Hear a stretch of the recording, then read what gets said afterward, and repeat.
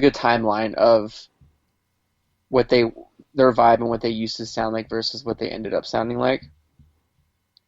Um, Effort, I think if they came out now, they'd be more popular, to be honest. I think Um, so. They didn't strike me at the time. It wasn't my jam. Re-listening to it, I could. I heard it a couple times across my. It came across me, and I just listened to it. I was like, eh. And then, but now I think I would like it a little more. I felt like what I listened to now did a good job from going um, fast and punk to slower and melodic. I think if anything, just like I feel like they were very smart, like political lyrics. I feel like that would resonate more with people now. I think musically, like at times it was a little too like look at me, like this is amazing. But I re-listened all their stuff like a year ago. The first 7 inch, crazy guest spots on it. That really didn't hold up. The first LP I still really like. I think it's awesome. The second LP I liked more than I did when it came out, and that one was like more political, but like at times a little too like grandiose, like amazing. But I know one time when I saw them, their set got cut short because the singer was just talking too much, and they had like an allotted time slot, so they ended up having to just cut their set short. Which I mean, I agreed with a lot of the shit he was saying, but at the same time, I was like, yeah, you kind of are talking a little too much. Like, just play your set. I Um, know I'm talking too much, but yeah, like let's see. Another breath. loved this band. When I first started getting into the Viaduct, um, and I first met um, Jeremy Bushnell, this was one of the first bands he told me to go listen to, and I loved it. And then they came out. I really liked Mill City, and listening back now, um, God Complex is like I loved God Complex as like just like a record in general, and like they had I believe it's like Belly of the Whale. I loved that intro guitar part, but now listening back to it, it might be one of my favorite just like records ever because it resonates with me so much as being someone who used to be a Christian, and I feel like and still listen to hardcore because I feel like there's only a hand. There's like be like a really really strong Christian and still be in hardcore because I feel like there's like a handful of people in that realm. Yeah, I feel like that's a band where I don't think anyone young gives a shit, and I like them a lot, but at the same time, like I don't think they need to give a shit. You know, I don't like know. I disagree. God Complex record those lyrics are a plus. yeah, I don't know. I feel like they're really good. Like I'm not disputing that, but I think that I firmly believe that a lot of more younger kids in hardcore don't give a shit about lyrics. I'm not saying everyone doesn't, but when I look at when new records get put up on like even though it's on Spotify and like Apple Music and stuff, I'll look at their Bandcamp and 9 out of 10 times I feel like the lyrics aren't on there. Agreed. And I think that's definitely an intentional thing. It's not hard to put your own lyrics up on there. I think sometimes they're embarrassed by their own lyrics and they don't they're having a hard time writing. Sometimes people don't want them to be judged for their lyrics. And I feel like I don't know, I feel like younger kids now, at least to me, like this is gonna sound like really old guy, but like they seem much more woke than people used to be. To where I assume I assume there's way more kids that just aren't Christian than used to be. And same thing with like I assume way more people are like vegetarian or vegan now than like weren't. And amongst other things. I mean, I could be wrong, but to where I feel like the lyrics, like, I think it would still hit for certain kids, but also at the same time, like, that record is not like musically. I don't know why. I couldn't imagine a younger kid musically being into that record. It's fast. There's no real mosh parts on it. It's like very rock and rolly. Maybe kids that are into Every Time I Die, they might like it. I like Every Time I Die. So I showed our bass player Ralph had never actually heard these guys because he has much more of like just like a straight up like punk background.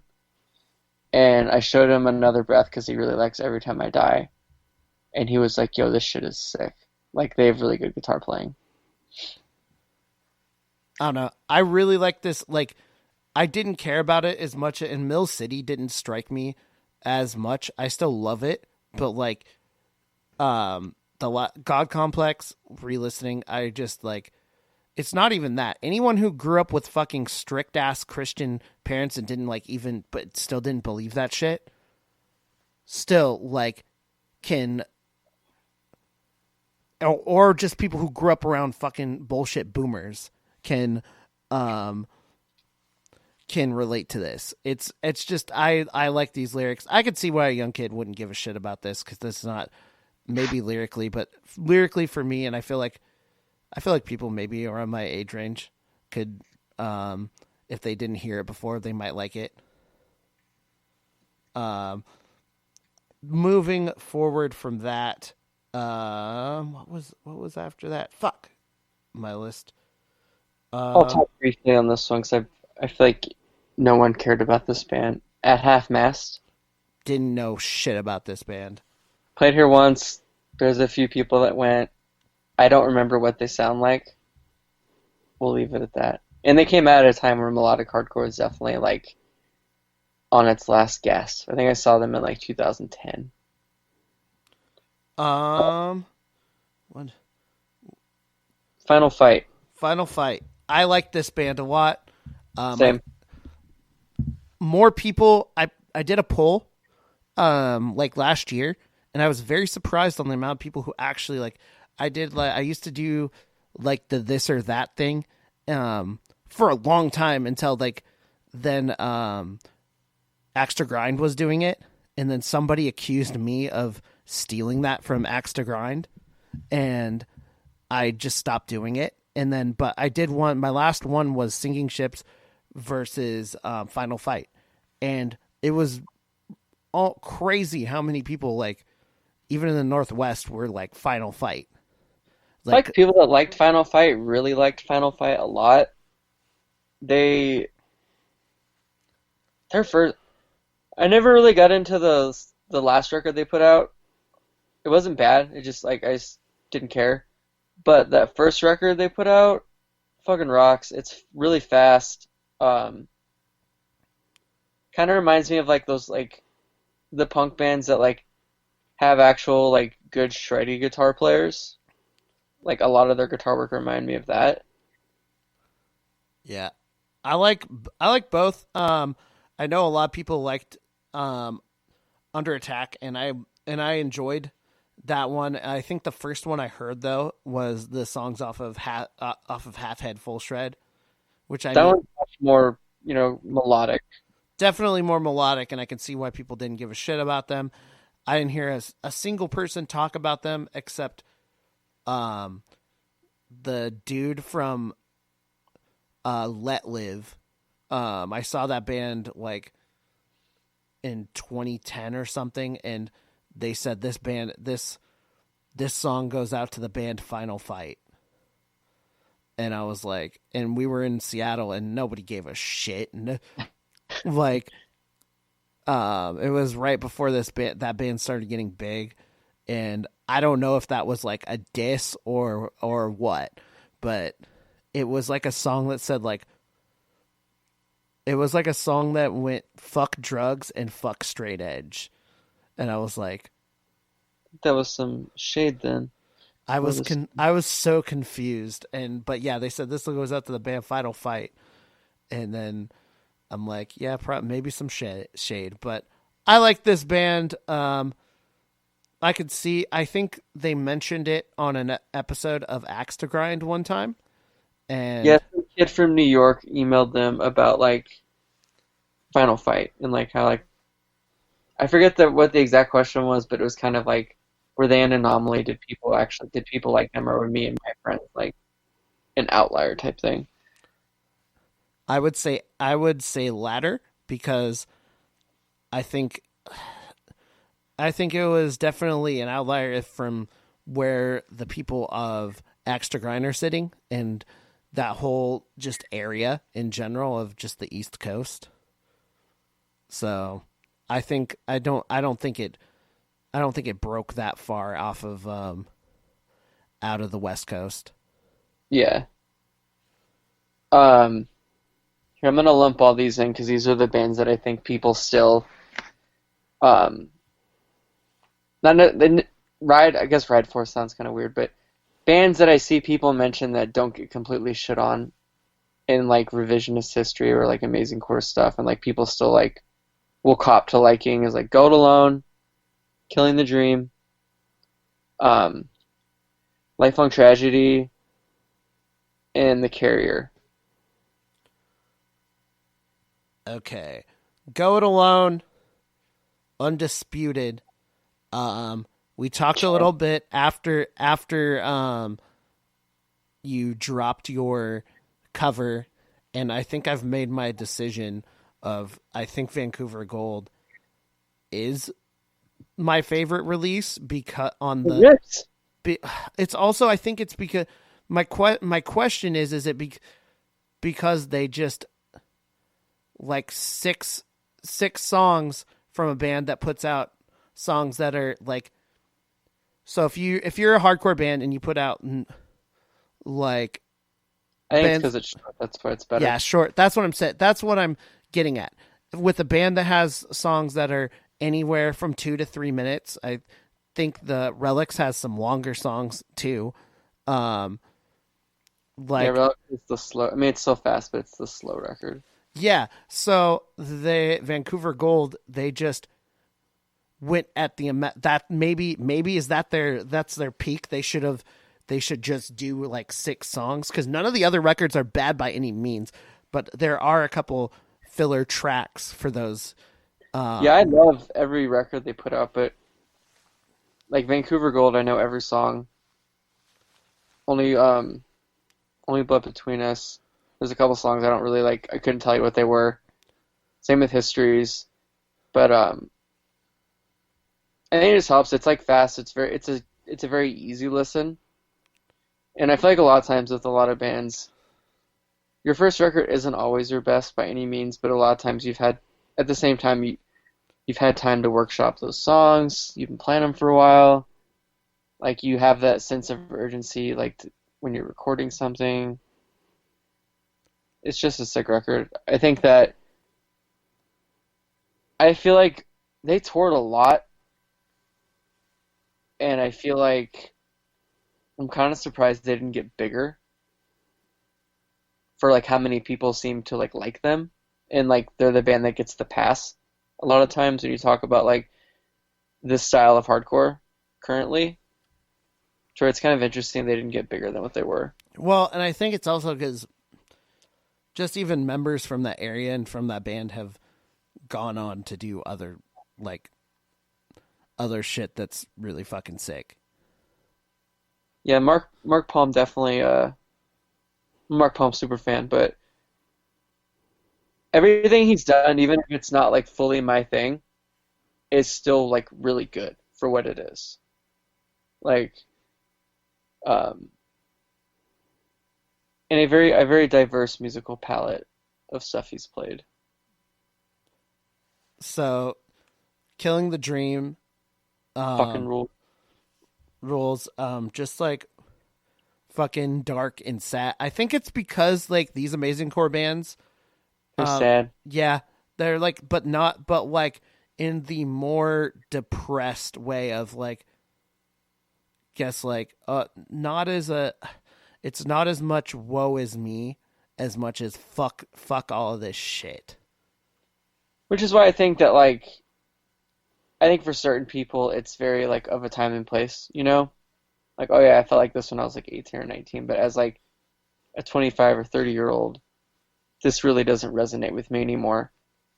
But then at the same time, I'm just like, how many like I love lyrics in hardcore. I think that's like one of the things that separates it from a lot of other kinds of music. But at the same time, I'm just like, you're not really listening to hardcore just because of the lyrics, because a lot of the lyrics suck ass and aren't good. And or they're just corny, or they're of a very time and place thing. Like I like a lot of the lyrics that are like quote unquote like hard from bands that like are scary. I don't like the little like fake pseudo hard stuff, but like actual scary bands like Madball, for instance. I can't relate to most of those lyrics, but like I can appreciate it and think that it's like interesting and cool.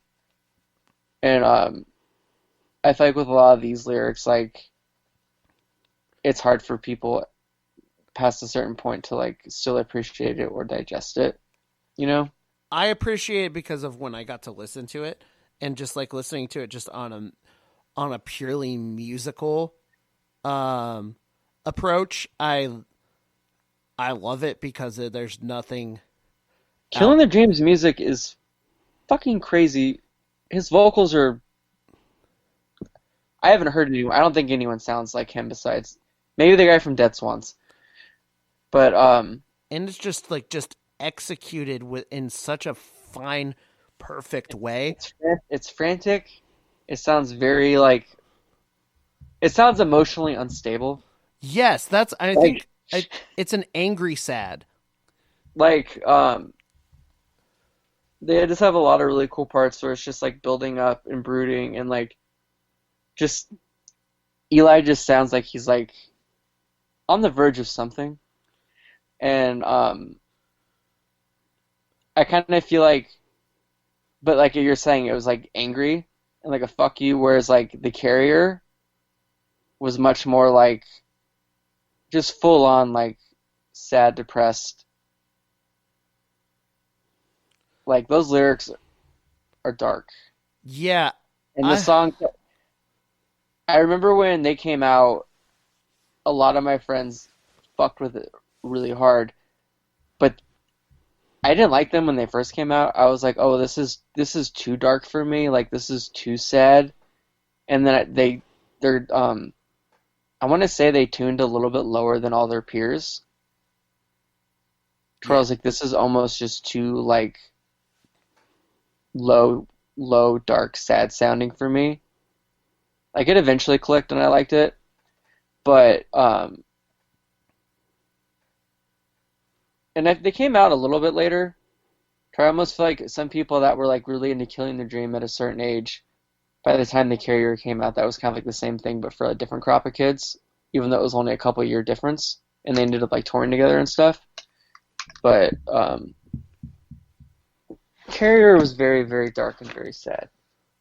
Yeah, it was another one where I like the lyrics where I could see like newer hardcore kids being like not attracted to what to this specifically, but like as far as like the instrumentals, I fucking loved everything about it, even the slow the I forget what the slow song is. It's number something something. You know, start talking. I think one thing I did appreciate them more is once I saw them live, they didn't look like what they were playing, like at all. And I always thought that was kind of cool. Like if it would have been like some little skinny person with like pseudo scene hair, I would have been like, oh, that's cool, I guess. But their singer was like a more burly fella. It's Like, kind of actually scary live. yeah, and then I remember I saw them play one year, and then during Call of Arabia, he was whooping people's ass while they were playing. And I was like, this fella is just angry. Well, they also have like angry mosh parts in their music too. Oh, like I know no one cared about the last record when it came out. Like I remember when it came out, I didn't see fucking anyone talking about it, and the people that were usually like shitting on it. But it's either the first or second song on it has a very, very sick mosh part. Like very built up, very like a very hard like two step. Yeah. But they were cool, but I I could could have. see why, like you're saying, I could see why it wouldn't. Maybe kids that are into like SoundCloud rap, maybe if they just read the lyrics, be like, "Oh, this is really sad. This is cool," but not someone who's like into like Sanction or Vane or like No. Drain. Like, I mean, those are polar opposites, but I'm just trying to think of like very popular, like modern, like hardcore bands. I don't know. I loved, I don't know, chanting lyrics like this because it was also like I liked singing back these style of lyrics because there was like an emotional connection, which I'm not afraid to be in my fucking feelings in that shit. And but like it's also just like unlike some of the other bands, it was super moshy. Like I think it was just a little bit more. It was not Kids into counterparts would like this. exactly kids, and that's what I was gonna say. It kids who were into the later Misery Signals and Ghost Inside stuff would have probably liked it, but didn't dive They into played it. different crowds, but it would have definitely like everyone I know that really liked the Carrier, liked the Ghost Inside. They liked counterparts. They loved Defeater. Like they loved Have Heart. Um, a lot of them are very emotional people. Believe it, like so, like that's what like lyrically they resonated with, and they liked those like pile on singing along to like sad stuff and like having it be like a group a group thing. And I'm Uh, not, and I like that shit too, personally. Run with the Hunted. Not, I wouldn't count this as amazing core, but it fucking rules. I This mean, there's some of these in here like okay, Run with the Hunted. I threw in here Dangers. They're not amazing core, but I didn't know where the fuck else to put them. Um, Paint It Black, not really amazing core. yeah, they're more like punk, but at the same time, like I guess because it's smarter and like I don't know. I mean, some of the stuff like Painted Black has melodic riffs, so there I would say that's more melodic if anything, but it's still very punk and fast, so they could also fit in the punk category. Danger is very fast. Um, Run with the Hunted, very melodic riffing to me, especially on actually all the records are pretty melodic. Oh no, I heard more of a chaotic thing going on than melodic. There's some melodic shit in there, but like, I think wasn't their last one a little bit more. I didn't listen to the final record It's um, cool. that much. I didn't get into it till like I loved their second record a lot. I saw them a few times. I actually technically played with them once, but then the tour got there so late I ended up going home. I had some shit going on, I had to leave. But um, the last record clicked for me way after they broke up, but it's cool. It's definitely like a little bit slower. It's still fast, but I kind of feel like they have the melodic riffs, but they're like through like a more like chaotic lens, kind of how did you ever listen to Ghost Limb? No, I heard the name, but I didn't listen to them. It kind of sounds like, or even like His Hero Is Gone type stuff. Like it's super melodic, but it's also very like chaotic and like crusty. Yeah, I can hear the His Hero's Gone and a little bit of just like a little bit of like Convergy type stuff going on in there as well. Definitely hear the Converge. I used to write music reviews for some music site that's not around anymore back like in college, and I reviewed their one of their records. And I'm trying to remember the bands that I like referenced for them. I think it might have said like His Hero Is Gone, like if you're into like botch, kind of like old Converge, not like Slayer riff Converge, but more like maybe like Jane Doe. Yeah, I was. That's what I was And gonna say. Specifically, a Jane Doe like Convergent, not like full and not even full on input. It's just like certain parts of the songs. I feel like they were definitely like lyrically, I think it would resonate a little more now because it was definitely smart and on like the political side of things. But at the same time, like I feel like they were like a very niche. Like people that liked them really liked them, but necessarily like it wasn't like moshy per se. But it was like sing alongy, but it wasn't like the stuff you're singing along wasn't like super like normal compared to like other hardcore bands, of the time that they were around. Yeah. Um, More Than Life. Did you ever get into them? Um, a little bit, yeah. I Not a whole lot. I know they were like there's a couple kids here that like always had More Than Life merch on at shows. I know they were UK. I can't speak. I never got into it really. I like listened to them like, oh, this is cool, but I never like ever went back to listen to it. Yeah.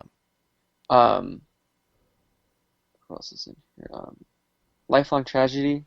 We didn't talk about that yet. No. I this was a band that was completely slept on by me for a long ass time. It was always just in the mix, and the band sounded nothing like I thought it was going to. I thought it was going to be like super super melodic just because of the name. Like it is melodic, but like there's also like like a little bit of heavier influence um than I was expecting. Yo, it's straight up. Their musical timeline is because they were so fucking young when they started. I think they were like I could be wrong, but I think they were like 15 when they started. Yeah. Because their first record, which isn't streaming, I think it might be on YouTube, sounds like Zayo.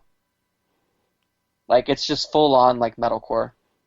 And then Destined for Anything, I think they were like 17 or something like that. Yeah.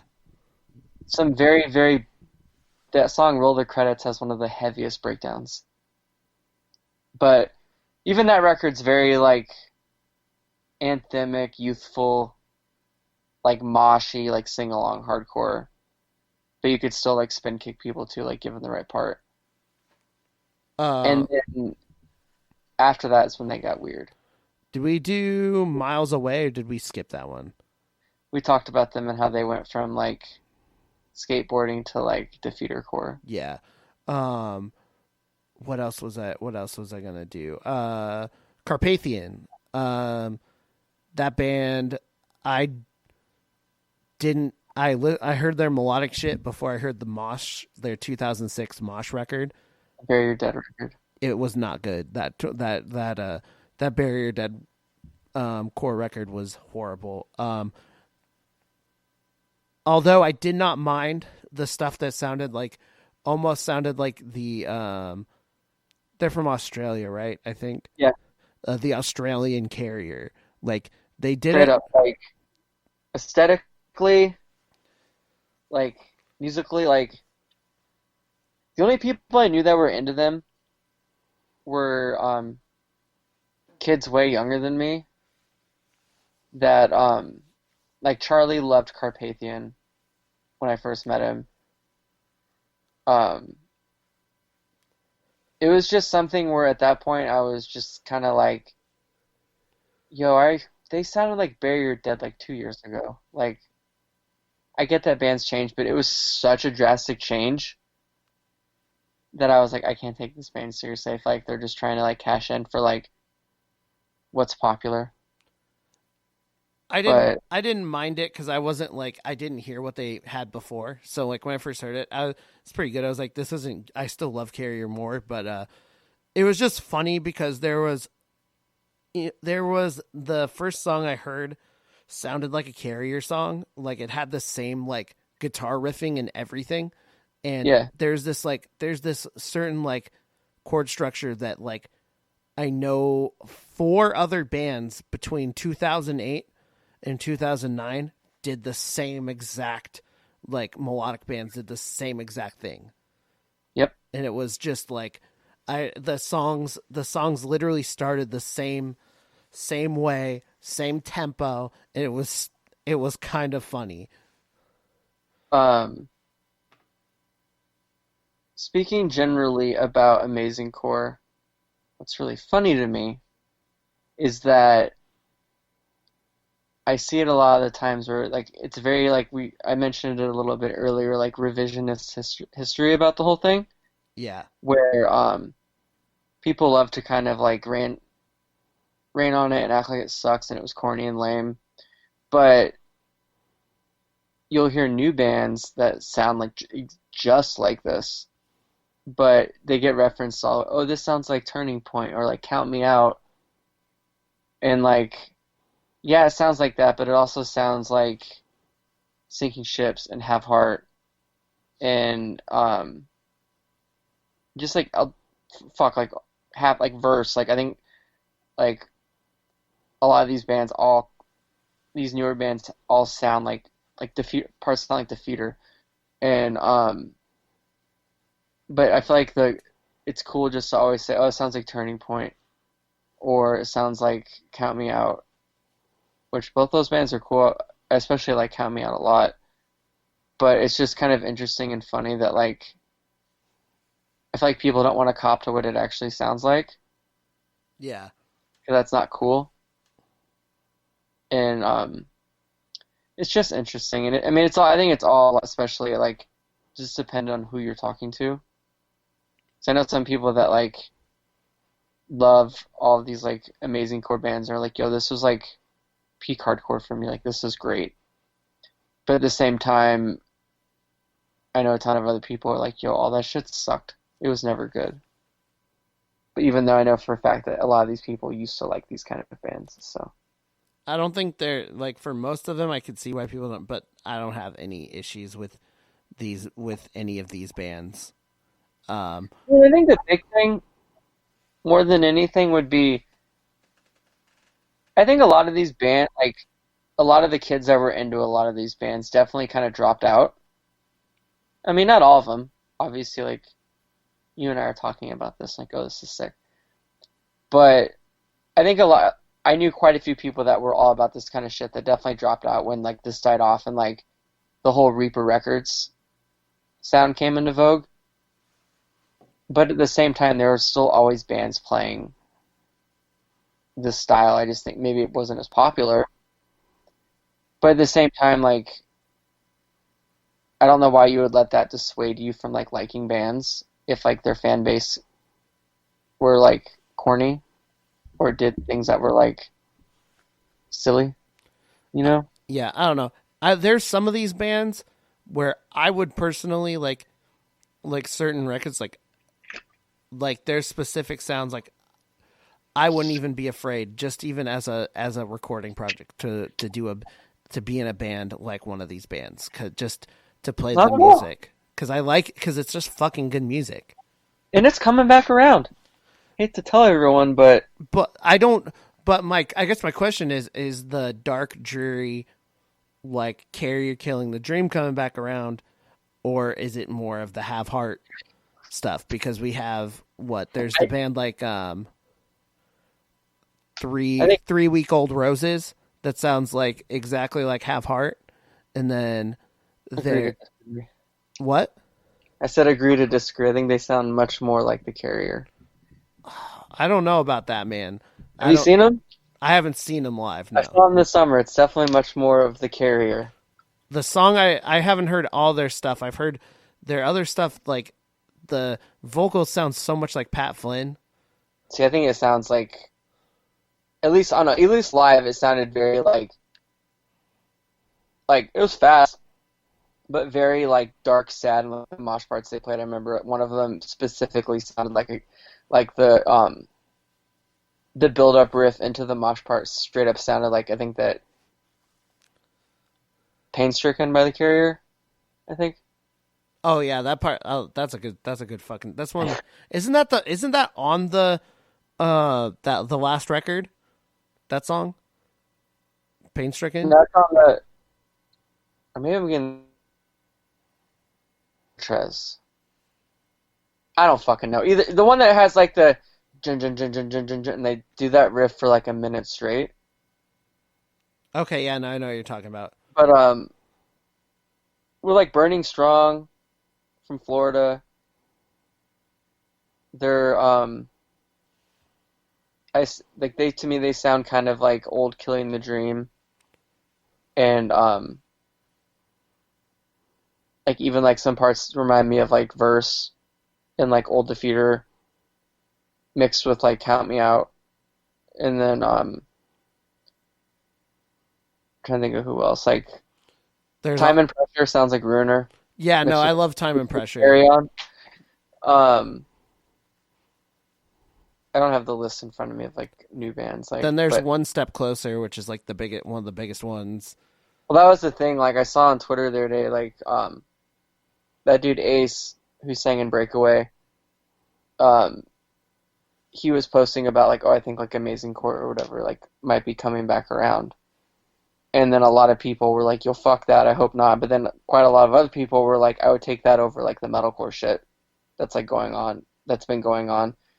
And then someone was like, well, have you heard One Step Closer? Like, obviously he has, but just kind of like that straight up sounds like Amazing Core or melodic hardcore or whatever, you know what I mean, whatever you want to call it. And to where I think a lot of like with every style of hardcore, like ebbs and flows, and I feel like it's been really heavy for a long time to where I don't like, I feel like that style is like, especially after Half Heart like did that reunion, I feel like um, people want something a little different, and it's really hard to make a unique sounding hardcore band, so it's just going to go back to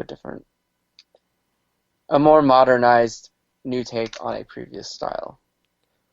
I don't know. I like all types of hardcore, so I don't I don't subscribe to the crowd of complaining about other shit.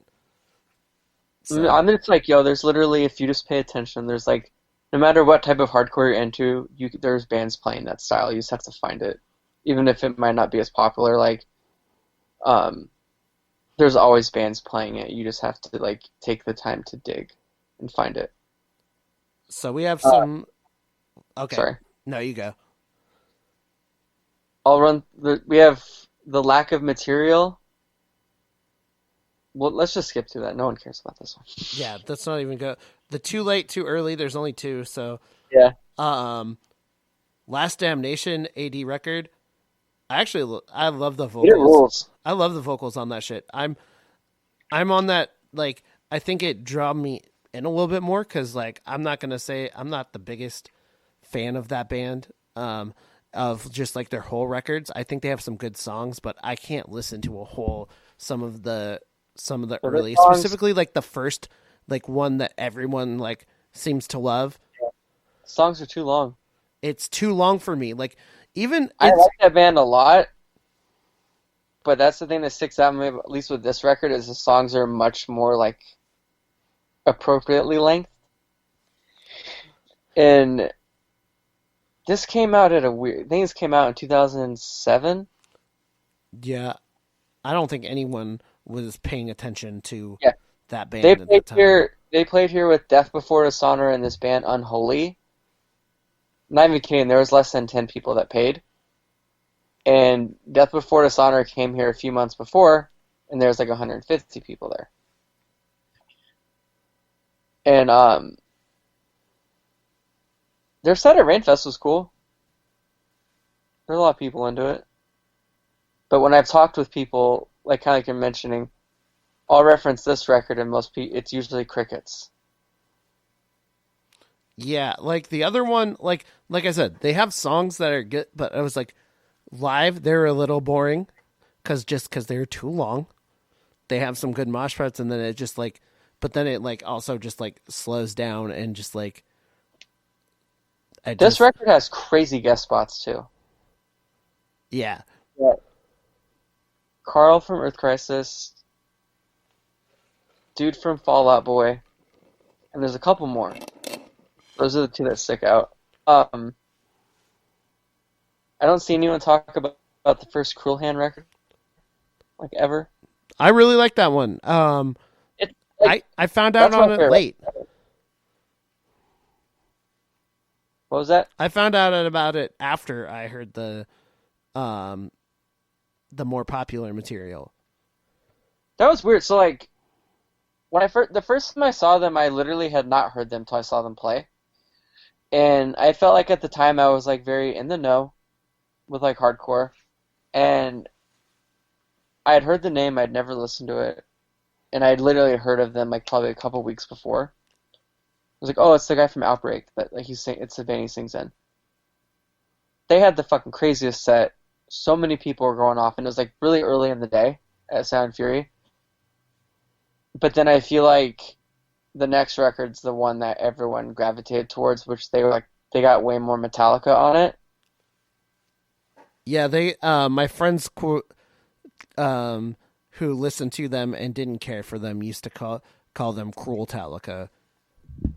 Yeah, like second and third record were like I don't think people from like younger kids that maybe not weren't around yet don't get how big Cruel Hand was for a minute. Like they were huge. And then they just kind of because they Chiseled out. yeah because the last few record also they did that fucking. Did you hear Did you hear them do the Life of Agony cover? No, but that me, I might have. I don't know. They Like, just no. This is like new. oh no. They did a cover of Weeds, and I'll be man, honest. I don't give a shit about Life of Agony besides that's River Runs Red. that's fine. And this is Weeds, so it's not River Runs Red. So, but on top of just like, because I like the other Life of Agony stuff, not the newest shit. But this song was their cover was not good. Anyways, yeah, like they had a few other records, the Negatives and then World Won't Listen, but like Negatives fucking rules. It sounds like Suffer Survive to me. actually, yeah, you're right. I love and I I remember I showed Charlie it because like he used to really be into them for like because of his age. Like the first or the second and third record he really liked, and then he kind of like fell off for them. And I was like telling him one day, I was like, "Yo, this is a good like you love new metal, you love Suffer Survive. Go listen to it. It's really good." Like I I remember when that record came out, people weren't looking for that like they wanted another Metallica record, and I feel like people like were like, "Okay, never mind. I'm dropping out at this point from this band." But so they started doing the like mixed bill tours, which can either like boost your band up way further or like make you lose touch from like your original fan base. And I feel like that's kind of what happened with them. agreed. But yeah, no, Prying Eyes was a really good. But Without a Pulse, yeah, that was definitely had some really good songs, and just I know I one time I heard them play some stuff off of this, and it actually hit. Like Dude, it's so sick. Like it hit in it played at Quesadilla Factory years ago, and people were about it. last time I, okay, not the last time I saw them, but Alone played with them one time, and they played one or two songs off the first record, and I feel like I was the only person that like knew the words and was like freaking out. But I was like, "It's just sick. This is the record I've listened to. Like this, just the way the snare drum on that record sounds is so cool." So I want you. We can go faster. I want to do this in reverse. We'll do the outliers, and then we'll finish up with the bands that sort of fizzled out. So outliers. Most of these, I'd say only two I have any opinion on. I have opinions on three of them. So For the Crown, Offsides, and No Harm Done, I have no opinion. No idea. No idea. This was submitted in those on the Twitter, and I was maybe people liked them. I mean, someone did, but they were never on my radar. Nope. HopeCon, I don't feel like they were. That's a weird. I would have put them somewhere else, but not as an. Do you think they're an outlier? I think with a certain age range, I don't think young kids. I mean, there's obviously some young kids, but I think as a whole, I don't think young people care about HopeCon. And I think that if they do care about HopeCon, it's old, heavy HopeCon. I know a ton of people my age that still constantly post about them, so I don't think that they're forgotten in the grand scheme of hardcore, as with like a lot of these bands aren't. But I think they're completely I guess forgotten maybe, but I think they're completely lost on young people. The Or only like, I mean, like when we played San Diego, I found a HopeCon shirt for I think $20 or $10 in my size, which was crazy. Um, Picked it up. I've worn it around younger people, and I get shows here, and I've asked them if they've like ever listened to HopeCon, and I've never been once told yes. Yeah, not many people I know around like talk about it, especially like the young kids don't talk about HopeCon. If I ever see any records getting mentioned, it's Cold Blue, which I like some of the I like. Like they were one of the first hardcore like we'll say more traditional hardcore bands that I like got into when I was younger and like immediately was like hooked. Like I think I bought End Note when I before I even worked at Hot Topic that they had it there. I really like End Note. Cold Blue. Uh, it was like for the songs. Sometimes it would just depend on the song, like vocally for me. Like Is an ass beater. I really love. It was some. I loved the mosh parts, but some parts the vocals really like annoyed me. The first record definitely has like the kind of like very aggressive talky parts, which I think I really liked it because it kind of reminded me of like old Poison the Well or like just like that style. But then they also had that File 3 7-inch on Bridge 9, which is insane. Yeah, like I would say File 3 and on was like you had me like from like beginning to end, and even like the slower stuff on the last record, I really like it. It was some of it I would say Dude, is slow and repetitive, fuck but like yeah. it was catchy in a way I liked. I love all their stuff. It's just like one thing that bums me out is like I read some interviews with them and they hate their old stuff and they just hate it to where I think if they ever did play a show again, they would play new material like newer material, like later era HopeCon. I feel like a lot of people, I mean, people would be into some of that stuff, but I feel like people would want to hear the old shit. Like that's what they would want to hear. Um, Attitude. Know Did you ever nothing about listen to this them? band. Nope, don't know shit. I think they were on 1917 records. I haven't listened to this. I think I listened to it once like 5 years ago. Just to like, I was like, oh, I forgot about this band. Very fine. Just like hardcore. Kind of punk, kind of moshy. I don't remember what it sounds like. I know what the album cover looks like. I think they played Sound Fury a couple times. Um, Signs of Hope. I know this band literally only because it shared a record label with Never Looking Back. Um, and I really loved that band. Like early, just like early on when I was in late high school. So They, they were melodic hardcore. yeah, so they were on Detonate Records. I haven't listened to him that much since. Um, they toured a little. They toured a little bit, like towards like I think they toured a little bit in 2010, and I saw them once then. Very They melodic. played they played here one time. I didn't go to any of these shows. They played here, I think, 3 or 4 shows in a 2-day period.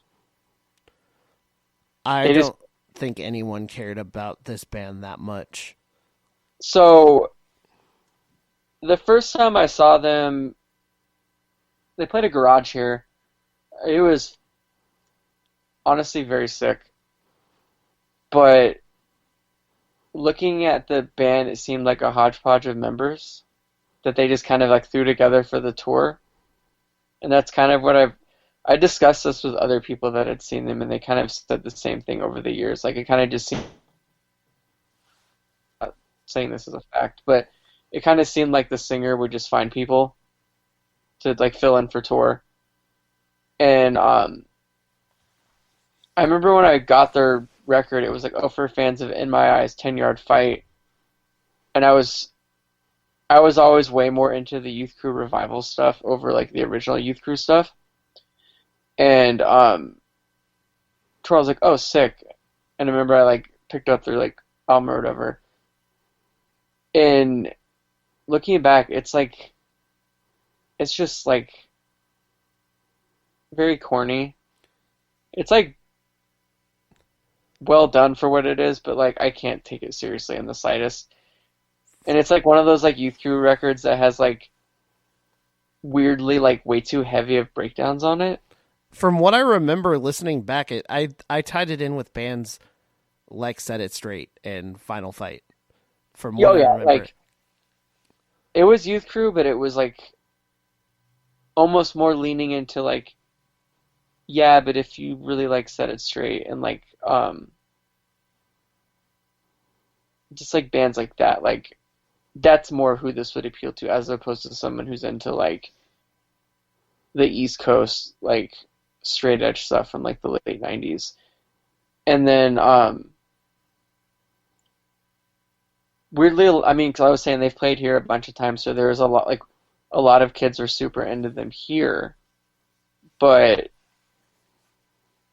just like watching like live video, I remember like one day I went like this was a long time ago at this point, but I went down like a Signs of Hope YouTube rabbit hole, and I got the vibe that they always played shows where they were like the punk band on the show.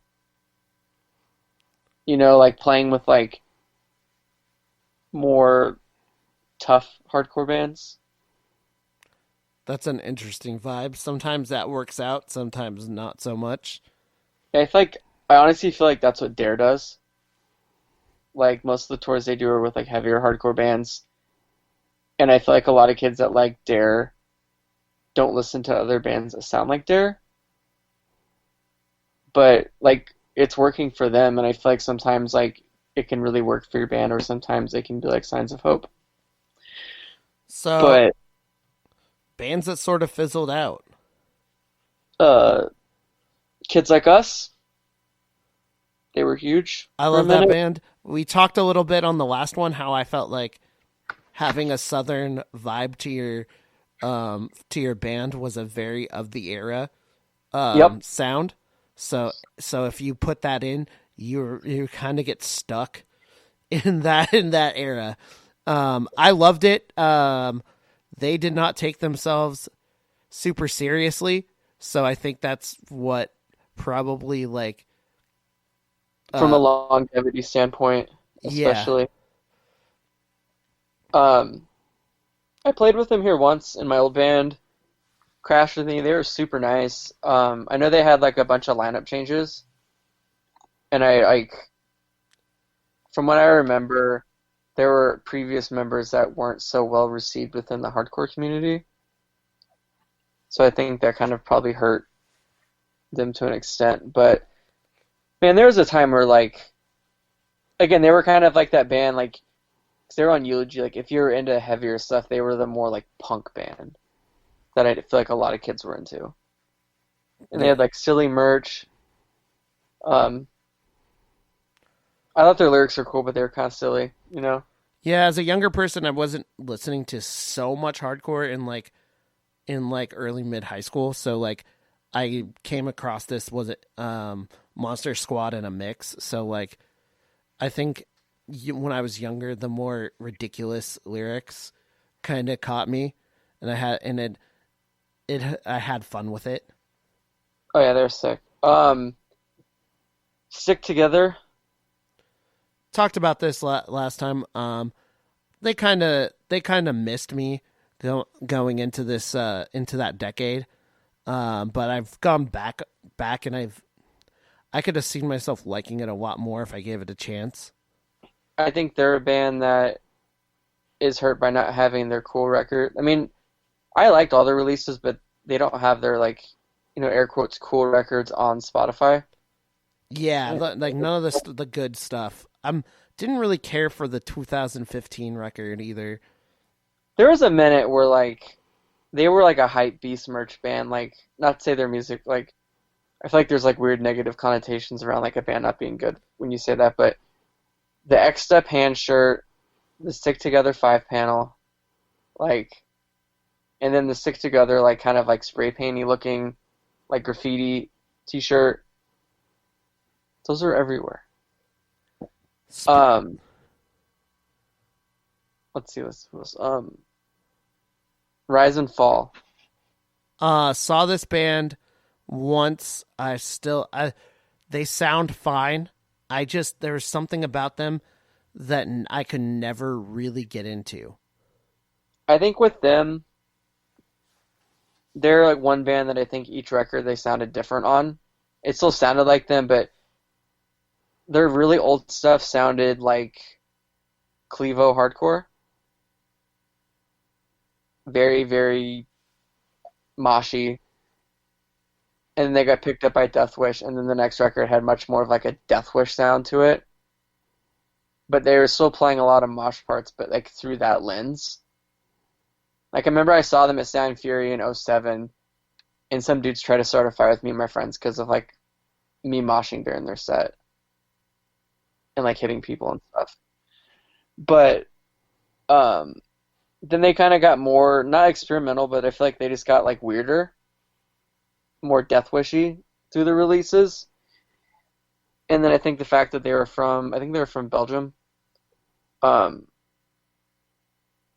mean, they might be bigger over there, I'm not sure, but at least in the States, if like a lot of times that doesn't help your case for like popularity, and longevity.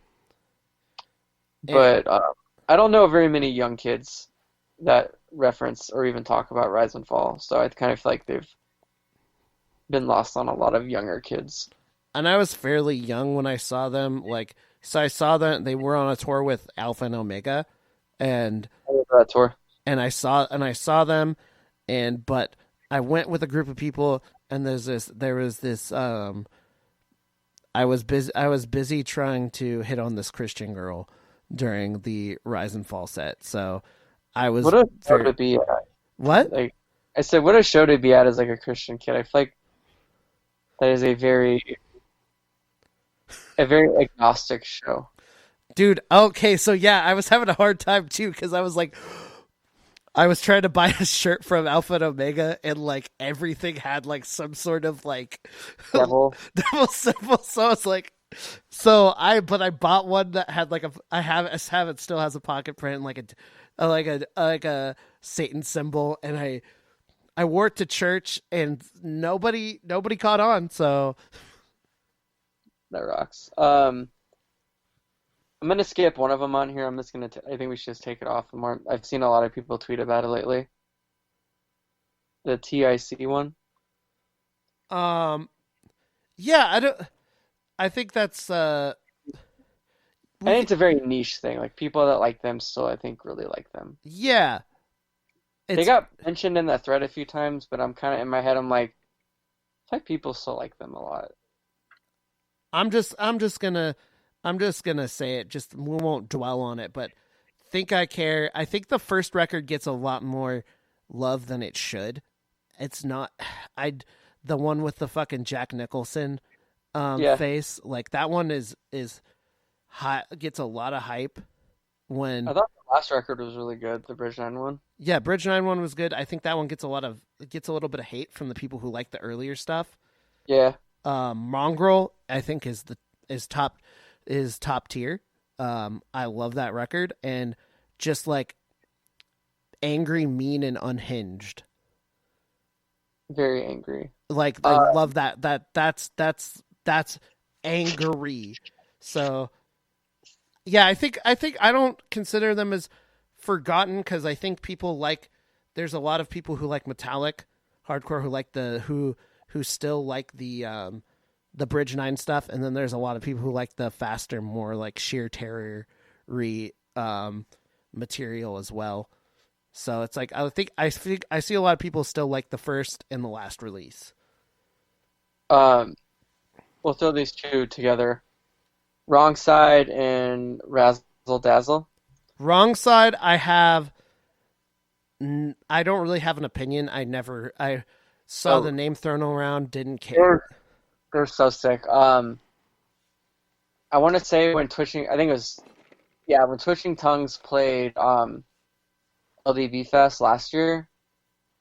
They played a Wrong Side song during their set, and I saw quite a few people I know sharing it. And in my head, I'm like, I know for a fact you've never listened to the Wrong Side.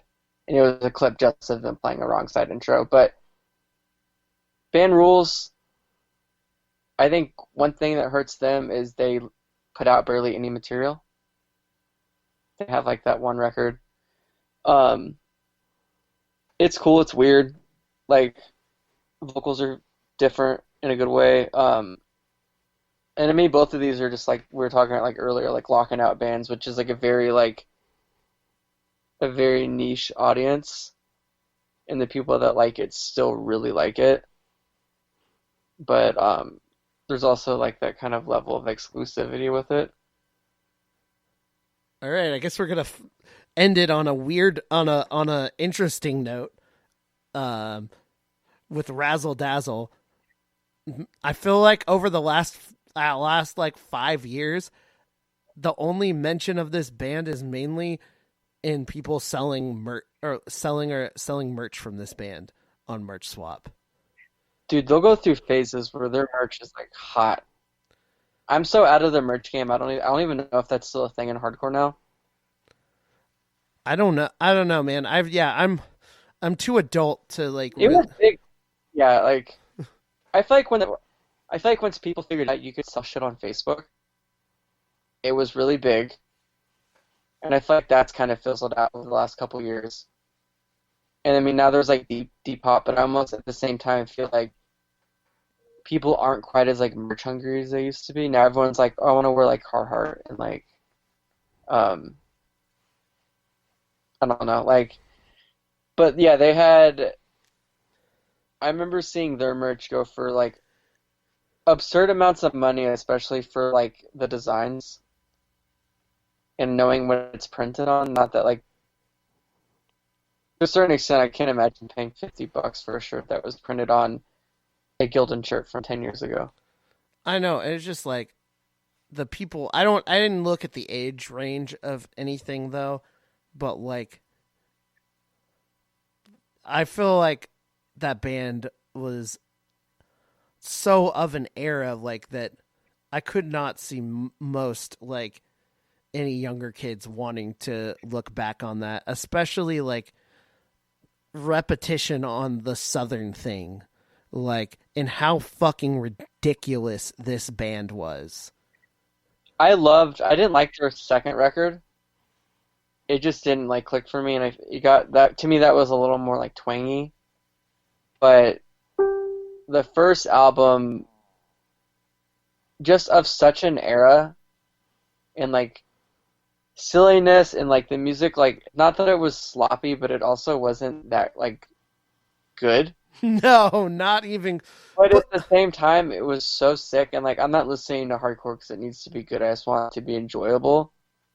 But I feel like on the first, I don't know like if it was like a collection, I don't remember, or if it was like a 7-inch or a demo or whatever. But I remember my friend showing it to me. We were driving around in his truck in Alaska, and it was a very like big Alaskan truck and had a really big sound system in it.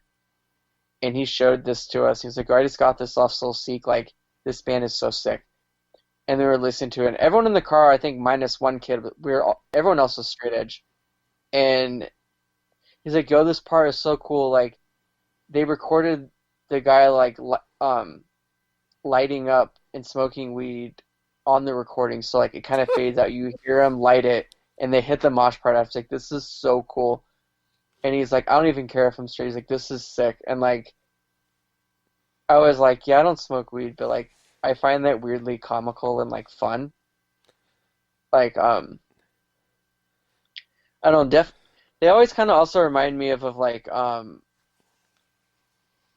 of like BC Boys.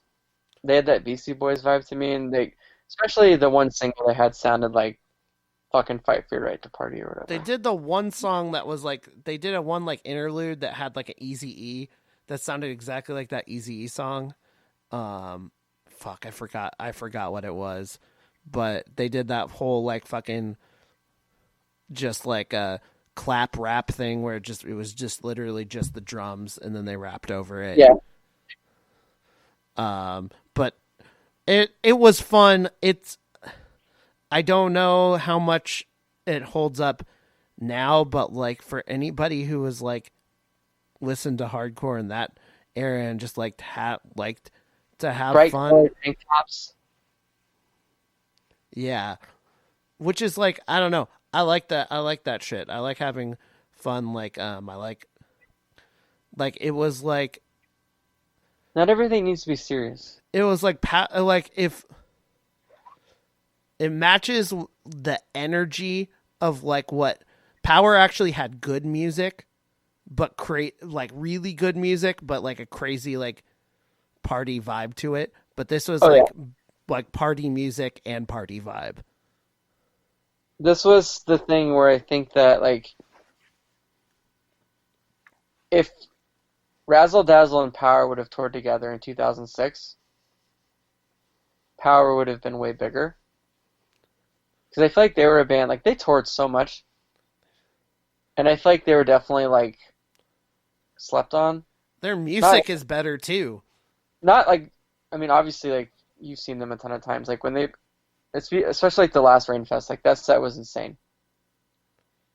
But I feel like to like other areas, like they like, I'm rambling, but basically, sonically, a more polished, better version of, we'll say, party hardcore. And then, yeah, Their music video was ridiculous too. that video was fucking sick. Yeah, honestly, I don't mind. I haven't listened to him in a long time, and I re-listened to him like today. I'm just like, I'm not Dude, mad. I'm not mad at this. I love that first record. It's so sick. Like it actually does. Like it's like they're like you talked about like the sloppiness. Like it's like they get sloppy, and then when they feel like they want to get dialed in, they dial in. It's charming. Like, there's that one song that has like the harmonic parts at the beginning, and he's like basically like rapping over it, and it's just sick. Like, it's just fun, and I feel like there's not a lot of current bands that are fun. They're fun live. Like, to me, Drain is one of the only current bands that has a fun experience. Sepultura on a surfboard. Yeah, like to where, I mean, this coming from someone who plays in a very quote unquote serious hardcore band. Yeah. But at the same time, I think that in order to appreciate serious music and like, we'll say technical music or like just whatever, I think you should have fun bands. And like, do you follow that Instagram account, Return to the Pit? I do not. It's a photographer from the East Coast, and he mostly I think he still goes and takes photos of like current shows, but his account mostly posts a lot of stuff from like 2000 to 2007 in Boston. Yeah. And looking at some of the lineups for shows, I'm like, this is fucking crazy. Just like all under the same guise of hardcore, but like there being like a very woke, serious hardcore band. Oh, here's a really fast band. Here's a very tough band. Here's a very silly band. And they're all playing the same show. And like when you look at pictures of the crowd, like it doesn't look weird. Yeah. And it makes sense. Whereas I feel like nowadays that's a much more rare thing. So, and that honestly, you should follow that account. It's just funny to look how people dressed back then. Yeah. So this has been part 2. I don't think we will not have to do a part 3. Nope. Listen, if you didn't listen to the first one, listen to all of them. Take your fucking time. These are long. You can send me emails, deadair9xhour2 questions, comments, concerns, add any information that we're missing. These are not, we do deep dive into some of these bands, but this isn't a complete deep dive. This is just us trying to go as fast as we can down the list of what other people have provided for us. So yeah, we just pulled all this for everyone else. Yeah. Thank you for listening. Devin, I'm sure we'll come up with the next thing we're gonna talk about. Um, we'll figure it out. And yeah, you're listening to Dead Air. Peace. Peace out.